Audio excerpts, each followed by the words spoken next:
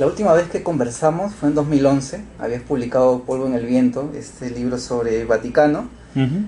y comentabas pues que el objetivo del libro era llenar de alguna forma un vacío que hay a nivel periodístico, ¿no? No se publican muchas investigaciones periodísticas en forma de libro, algo que es usual en Argentina, en Colombia, por ejemplo, ¿no? Que se publican mucho de ese tipo.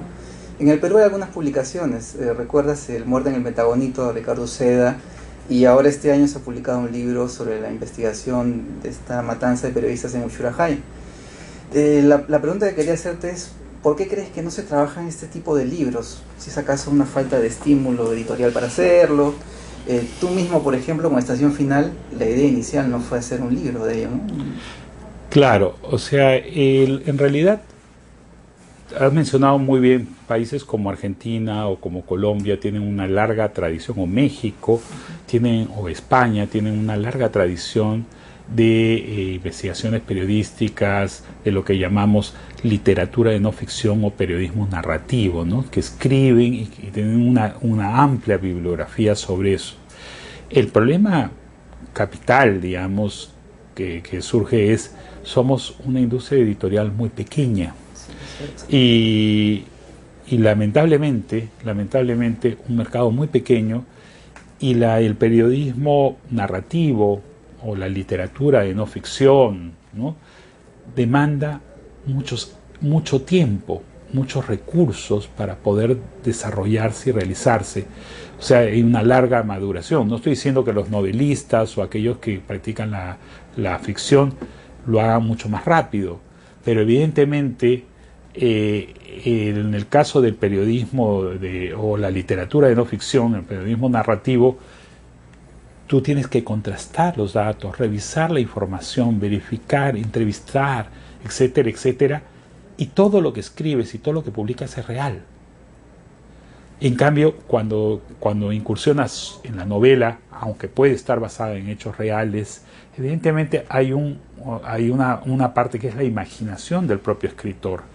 Entonces él puede trabajar la investigación hasta determinado punto y a partir de ahí encerrarse en su casa, en su oficina, en su estudio o donde trabaja, en su biblioteca, y avanzar al ritmo que él se puede imponer. En este caso nosotros estamos condicionados mucho por la fuente, por las condiciones de obtener la información, de poder contrastar, de obtener el documento, de revisar, de verificar si esto es verdad o no. O sea, nosotros trabajamos sobre la verdad y sobre lo real. Entonces, eso hace que muchas veces los libros demoren muchísimo. Y las editoriales, como es lógico en un mercado tan pequeño como el, necesitan ganar dinero. O sea, no pueden vivir de la caridad y la buena voluntad. Entonces, apuestan poco, porque también las propuestas que reciben de los propios periodistas es bastante limitada. Pero además hay otro problema. No hemos sido los periodistas, digamos, preparados para usar los recursos literarios. O sea, escribir un libro demanda mucho más que conocer bien la historia. Demanda pensar en el lector, en usar los recursos literarios, toda la fórmula, para que el lector se sienta emocionado, se puede identificar con la historia, pueda entender, pueda vivir, pueda estimular su propia imaginación para imaginarse cómo era el contexto, la realidad que estamos nosotros describiendo. Entonces, no todos los periodistas tienen esa posibilidad, ¿no? Se nos enseña en las universidades siempre a que hay que ser muy objetivos, hay que ir directamente al asunto, que no hay tiempo que perder.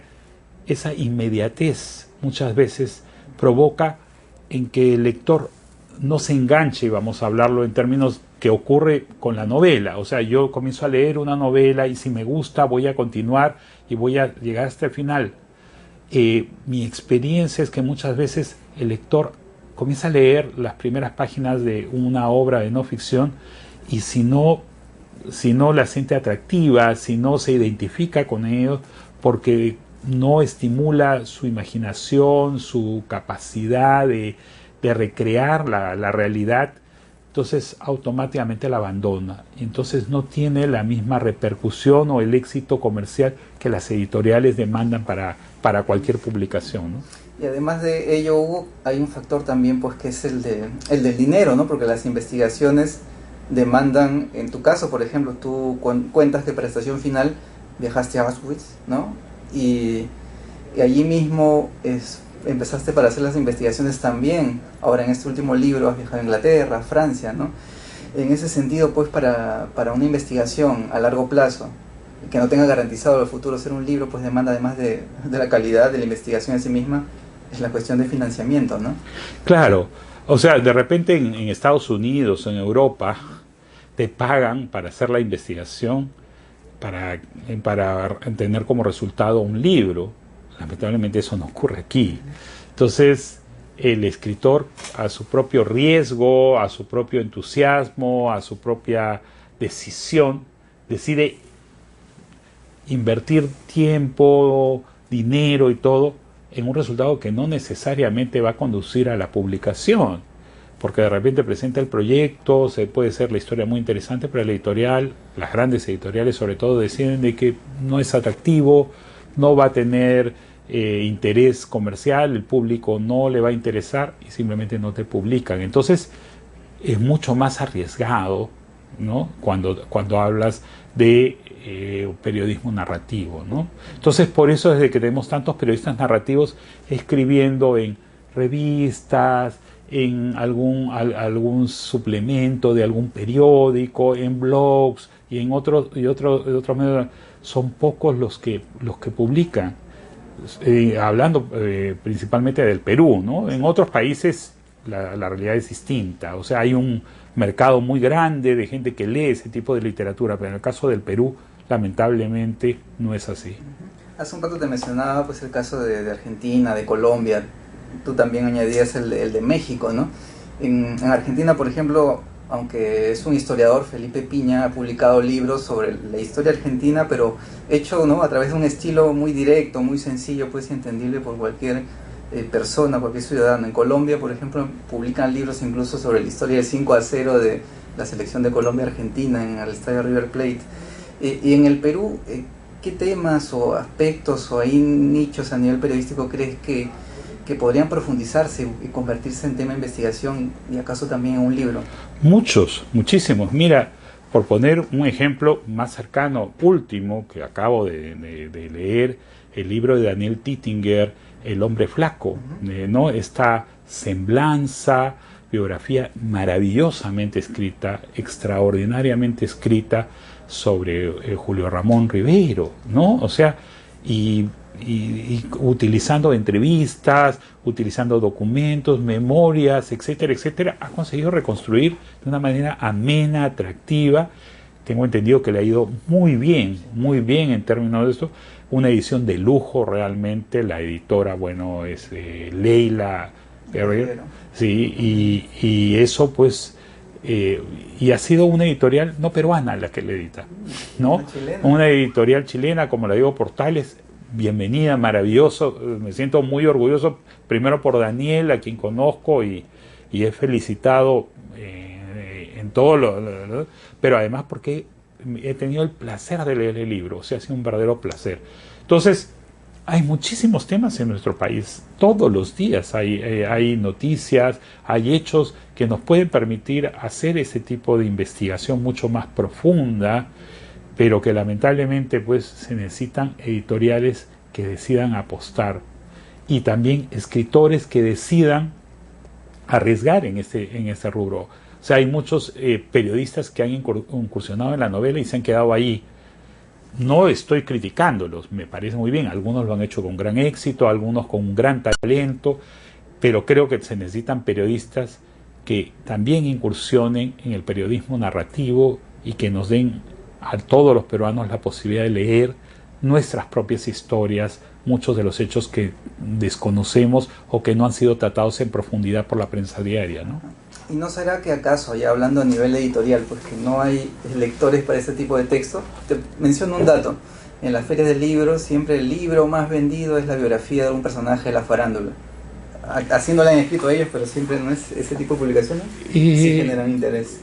No necesariamente, yo no coincido con eso. Yo creo, lógicamente no voy a hablar en función a mí, porque sería injusto, pero mis libros han tenido una buena repercusión. Algunos libros como el libro de Beto Ortiz, Las Crónicas, bueno, Daniel Tittinger, yo no creo que se pueda medir el éxito además estrictamente por quién es el primero o el segundo de una feria. Una feria hay varios factores, muchísimos factores que influyen en quién es el que es el primero o el segundo o el tercero. La última feria de Ricardo Palma me parece que no fue ningún libro de ningún personaje de la farándula, fue el cuento de Giga, ¿no? Entonces, y en anteriores, pues Marta Hildebrand, por supuesto, con otro tipo de libros, peruanismos y todo, ha conseguido, pero muchas veces también es la ocasión. Ahora, uno puede escribir una gran historia sobre un personaje de la farándula, ¿por qué no? O sea, ¿por qué tenemos que agarrar y ser muy serios, muy conservadores y decir que no porque es una vedette o porque es un personaje? No lo podemos hacer. Yo creo que si uno es un buen periodista y cultiva la narración adecuadamente, puede escribir un gran libro sobre un personaje de la farándula. De hecho, en el mundo hay biografías no autorizadas, porque que son las más divertidas y más interesantes y más divertidas porque revelan cosas de gente que son personajes de farándula, pero que igual, o sea, historias sobre Marilyn Monroe, escritas por grandes autores, y que siendo un personaje de la farándula te revela una dimensión humana, te revela muchísimas cosas, ¿no? Entonces, ¿de qué personaje de la farándula, por ejemplo, te gustaría una biografía? La farándula peruana, ¿no? Bueno, en realidad es que no quisiera hablar en esto, pero de un personaje de la farándula que sería muy interesante conocer en profundidad sería Laura Bozzo, ¿no? Porque ella trasciende la televisión, representa un contexto, una época, sus vínculos con el poder, todo lo que estaba detrás de las pantallas, todas esas relaciones con ella. Ella es un personaje interesante, pero con una investigación profunda, real, desapasionada, que te muestre todo lo que ocurrió durante el periodo que ella ejerció este reinado, entre comillas, que tenía en la televisión peruana, ¿no? ¿Tú crees que el periodismo peruano está en crisis? Yo leo esta frase constantemente en las columnas de César Hildebrand, lo he escuchado y leído también en las redes con las protestas últimas, en la coyuntura que tenemos. ¿Tú qué opinas? Es que hablar del periodismo en general es casi es casi un cliché ya, ¿no? Se ha convertido ya en un cliché. El periodismo está en crisis. Yo lo vengo escuchando desde hace bastante tiempo. ¿Cuándo el periodismo no estuvo en crisis? O sea, yo creo que el periodismo y la crisis crisis es transitoria, ¿no? O sea, significa que hoy día va a pasar la crisis y mañana vamos a estar en otro estadio. Yo llevo más de 30 años trabajando como periodista y desde que comencé como periodista siempre me dijeron que el periodismo estaba en crisis. Quizás lo que ocurre ahora es que hay una preeminencia acerca de este periodismo de la no noticia, ¿no? El periodismo descartable, el periodismo de donde se destaca, es más altisonante, aquel que agarra y da, le da, digamos, primacía a las noticias de la farándula y todo. Pero tampoco seamos tan exagerados. En todas partes del mundo, en Estados Unidos, en Europa, hay periodismo de farándula y hay periodismo de la no noticia, de notas descartables. En Gran Bretaña hay una prensa británica escandalosa. El periodismo, ¿por qué tiene que ser siempre serio? ¿Por qué siempre tiene que formar opinión? ¿Y por qué tenemos que ponernos impostados y dar lecciones de moral? Nosotros no somos ni moralistas, ni tenemos que ser educadores, ni tenemos que ser formadores, ni tenemos que ser... ¿Quién nos ha dado ese papel? Nosotros no somos Dios, nosotros no somos las autoridades. O sea, yo creo que hay periodismo para todo y hay público para todo. Hay gente que le gusta leer cosas ligeras, hay gente que le gusta leer cosas serias, hay gente que le gusta leer unos sesudos análisis que nos ponen encima del bien y del mal y todas esas cosas. Cada uno tiene todo el derecho, somos un país libre y la libertad se ejerce a través del periodismo. Sí critico mucho cuando se falsea, cuando se miente, cuando se tergiversa, cuando se manipula. Eso sí no me parece periodístico. Pero yo creo que hablar en crisis porque ahora la gente manda mucho Twitter y porque ahora estamos metidos mucho en las redes sociales, de repente estamos con un exceso de información. Ahora también es insoslayable pues que hay en la forma de hacer periodismo pues una preeminencia en los intereses económicos, comerciales, ¿no?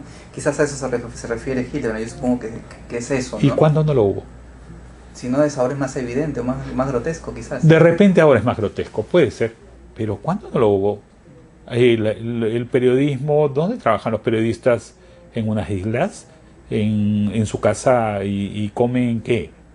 ¿Y viven qué? ¿Y se visten qué? O sea, todos los periodistas trabajan en una empresa periodística. ¿Y la empresa periodística qué busca? Ganar dinero. O sea, cuestionable, discutible, todo lo que quieras, pero no nos engañemos. El periodismo desde que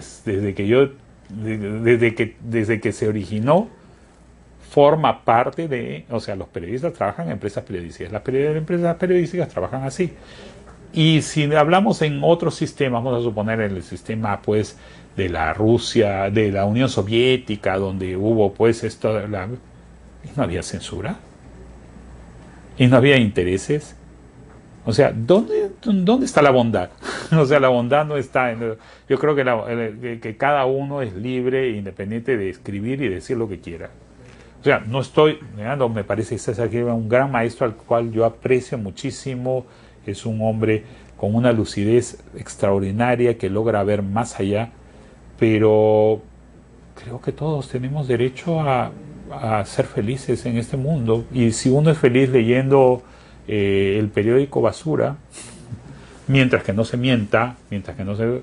Ok, lee las noticias descartables. Si yo soy feliz leyendo una editorial muy sesuda, donde me llaman acerca de la realidad nacional y todas esas cosas, bienvenido.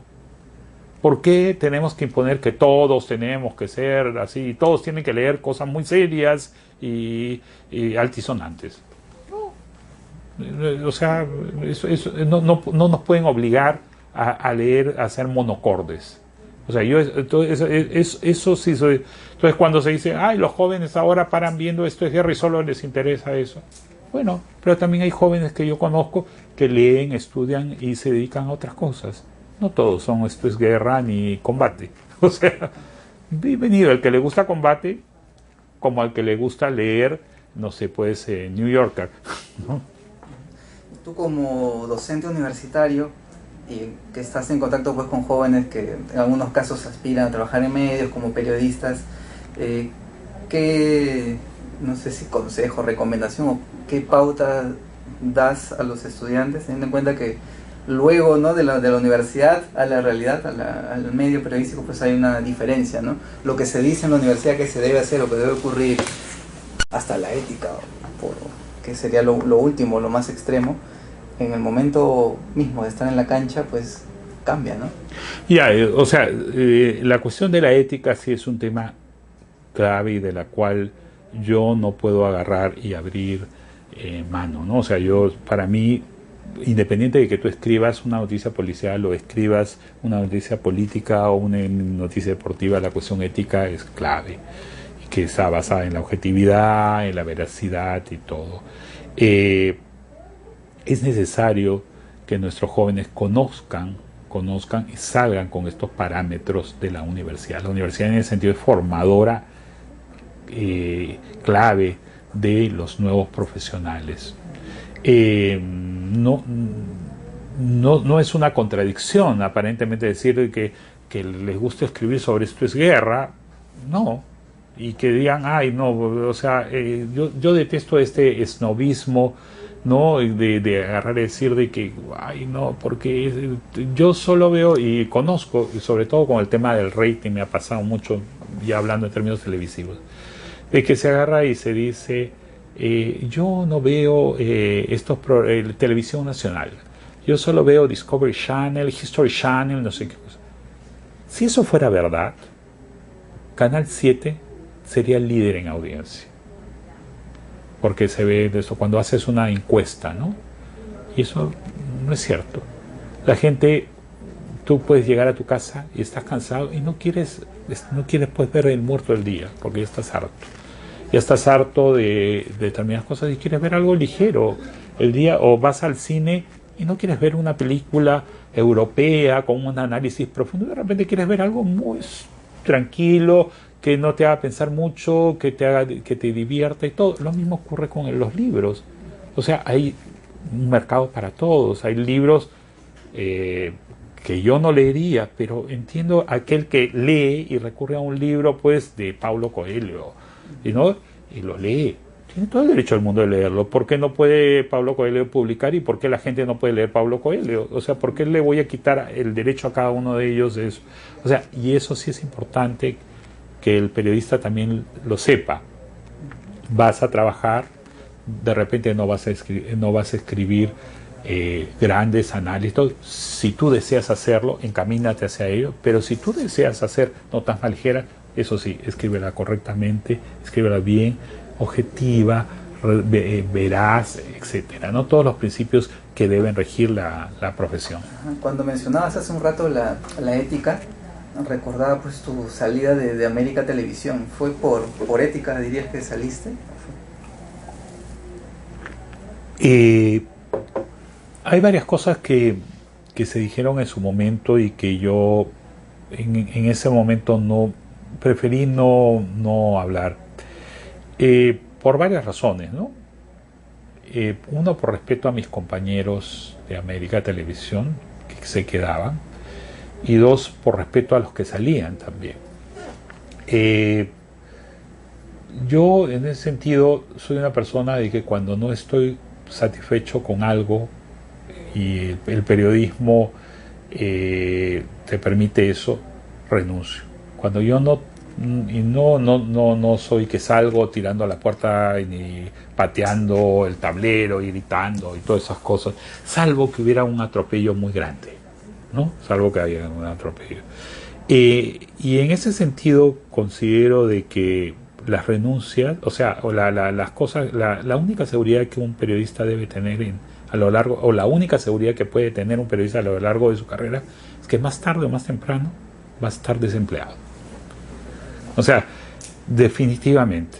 Y eso se lo digo a mis alumnos. Los periodistas tenemos, cuando no estamos satisfechos por algo, tenemos la posibilidad de renunciar. Yo cuestiono a aquel que dice, no estoy de acuerdo, no me parece, y esto, pero sin embargo sigue ahí, sentado, quejándose, reclamando, no, porque tengo que pagar. Es cierto, hay mucha gente que tiene compromisos familiares, que tiene responsabilidades, y que no, pero si realmente tú tienes principios, la renuncia muchas veces es una gran posibilidad de decir, hasta aquí no más, ¿no? Yo creo que es el mejor mensaje. Entonces, hay libertad de contratación y hay libertad de renuncia. Cuando uno no está de acuerdo con algo, simplemente agarra la puerta, la abre y se va. ¿Cuál es la mayor satisfacción que te ha dado el periodismo? La posibilidad de expresarme, la posibilidad de decir aquello que yo quiero decir. Yo creo que eso es lo mejor y más importante que he ganado con el periodismo. O sea, yo escojo lo que yo quiero decir y decírselo a un público amplio. El que quiera leer, me lee, y el que no quiera leer, no me lee. Y en realidad yo creo que es un privilegio que los periodistas tenemos y desaprovechamos, ¿no? O sea, nosotros podemos agarrar y llegar a muchísima gente, influir en mucha gente en la forma de pensar, de ver el mundo. Y es precisamente eso lo que debería deberíamos pensar a la hora que escribimos o reportamos cualquier noticia.